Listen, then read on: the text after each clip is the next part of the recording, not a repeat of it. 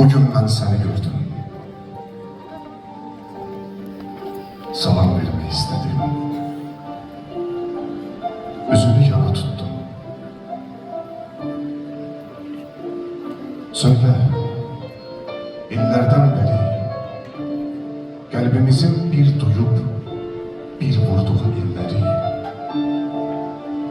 ne tez unuttum. 5 ilde gözümüzden akan o kanlı seller bir salama değmedi. Heyecanla, ferahla, qəmlə dolu o iller bir salama değmedi. Hiç yüzüme bakmadan yanımdan necə geçti. Sen eşkin salamını korkuya mı değiştin? Yoksa sen öz əlidinə ilqarına ağıldın. O kadar yakın iken bu kadar uzak oldu. Şirin gülüşlerimiz, acı fekanlarımız bir salama değmedi.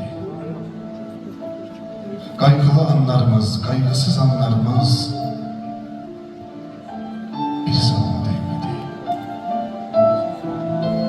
Sen neynedin? Bir düşün. Yalnız indi anladım. Sen daha benim için el çatmaz bir çiçeksin. Yaşanmış günlerim tek geri dönmeyeceksin. Kopun ey tufu, esey yel, xəzəl olum tökülüm, düz 5 il ürəyimdə bəslədiyim məhəbbət bir salama değmedi.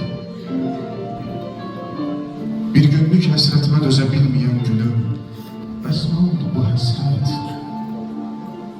Bir salama değmedi. Getdin, dalınca baxdın, can ayrıldı canımdan. Sen necə etinasız ötə bildin yanımdan, ağ çəkdin, başın üstə yarpaqlar əsti gülüm. Sənin qəlbin əsmədi. Arkana da bakmadım. Niye senin yolunu məhəbbətin kəsmədi? Qazancımız bu mu? Deyilməmiş o salam əlvidamız oldu. Sen mənə zülm elədin.